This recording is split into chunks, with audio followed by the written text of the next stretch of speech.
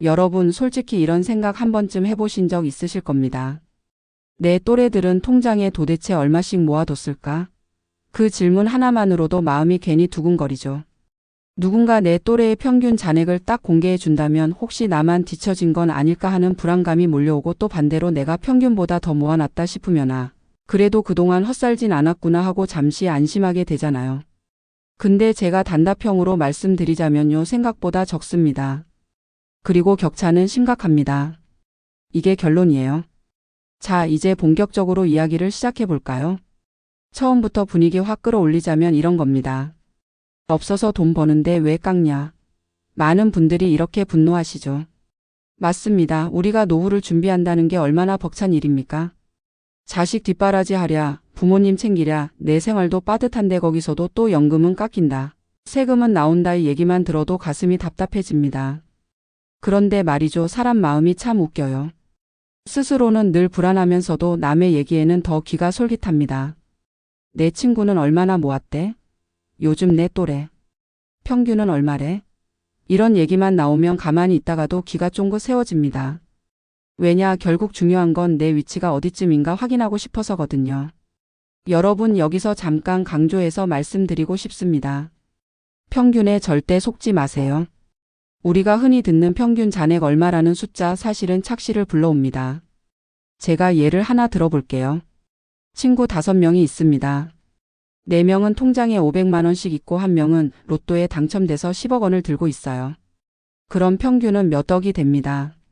근데 나머지 4명의 현실은 여전히 500만 원이잖아요. 이게 평균의 함정이에요. 그래서 평균 숫자만 보고 나는 평균보다 위다 하고, 안심하거나 나는 평균에도 못 미친다 하고 좌절하는 건 사실 큰 의미가 없습니다. 그럼에도 불구하고 사람 마음이 자꾸 비교로 향하는 건 어쩔 수가 없습니다. 술자리에서 야, 너 통장에 얼마 있어? 라는 말이 한 번쯤 오갑니다. 그러면 대부분의 반응은 똑같습니다. 있는 사람은 잘난 척 같아서 말을 아끼고, 없는 사람은 초라해 보일까봐 얼버무립니다. 결국 돌아오는 대답은 항상 같죠. 뭐 그냥 조금 있지. 그런데 그 조금이라는 말이 얼마나 다릅니까? 어떤 이는 몇 천만 원을 말하는 것이고 어떤 이는 몇 억을 말하는 거예요. 겉으로는 똑같이 말하지만 속마음은 천차만별입니다. 잔액 숫자는 진짜가 아니다. 상황이 진짜다. 이게 오늘 핵심 메시지 중 하나예요. 왜냐하면요, 내 통장에 1억이 있다고 해도 그 돈이 온전히 내 노후 자금이 되리라는 보장은 없습니다. 자녀가 아직 대학을 다니고 있다면 등록금이 빠져나가야 하고, 결혼자금도 마련해줘야 하고, 부모님이 연세 드셨다면 병원비, 간병비도 만만치 않게 들어갑니다. 이런 것들을 다 제하고 나면 결국 노후에 남는 돈은 생각보다 훨씬 적을 수 있습니다. 반대로 내 통장에 있는 돈은 많지 않아도 이미 자녀 교육 다 끝내고 집도 마련되어 있다면 그 작은 돈이 전부 내 노후를 위해 쓸 수 있습니다. 결국 중요한 건 숫자가 아니라 상황이라는 거죠. 여기서 잠깐 재미있는 사례 하나 들려드릴게요. 퇴직을 앞둔 지인 한 분이 계셨습니다. 통장에 억 단위가 찍히자 자신감이 붙은 겁니다. 그래, 나는 준비 잘했어. 이제 남은 인생 걱정 없겠다. 그렇게 안심하고 있었는데 술자리에서 친구 한 명이 무심하게 한마디 하더랍니다. 나는 퇴직금이랑 뭐랑 합쳐서 한 3억쯤은 모아놨어. 그 순간 그 지인의 표정이 확 굳었습니다. 방금 전까지만 해도 세상 든든한 사람이었는데 순식간에 나는 왜 이것밖에 못 모았지? 하는 마음에 쓸쓸해지더랍니다. 여러분, 사람 마음이란 게 그렇습니다. 내 잔액은 그대로인데 남의 말 한마디에 천국 갔다가 지옥으로 떨어지기도 하는 거예요. 그래서 노후 준비는 남과 비교하는 순간부터 흔들리기 시작합니다. 숫자만 보지 말고 지출을 함께 보라. 통장 잔액이라는 건 사진처럼 정지된 한 장면일 뿐입니다. 진짜 노후 준비를 알려면 영화처럼 앞으로 흘러갈 지출을 함께 봐야 합니다. 아이가 결혼하면 들어갈 돈, 부모님이 아프실 때 들어갈 돈, 내가 나이 들어서 쓰게 될 병원비, 생활비, 모든 걸 고려해야 현실이 드러납니다. 잔액은 단지 현재의 숫자일 뿐 미래를 포함하지 않은 껍데기라는 거죠. 한번 상상해 보세요. 내 통장에 1억이 있다. 듣기만 해도 든든하죠. 그런데 그 순간 바로 떠올리셔야 합니다.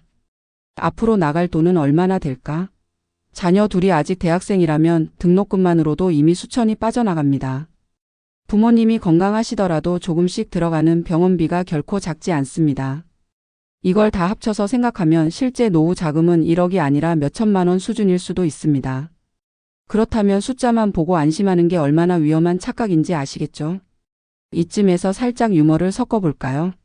어느 친구가 퇴직을 앞두고 이제 나도 억대 통장 찍었다 하면서 으쓱했습니다. 그런데 다른 친구가 묻더군요. 야, 너 아직 딸 결혼 안 시켰잖아? 그 말이 떨어지는 순간 그 억대 통장은 눈앞에서 반토막이 났습니다. 결혼 자금 한 번에 훅 빠져나가는 순간 자랑은 눈물로 바뀌는 거죠.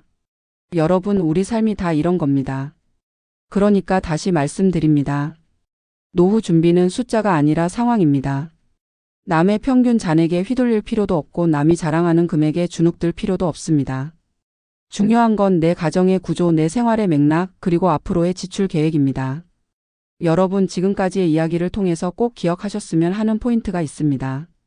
첫째, 생각보다 다들 많이 못 모았습니다.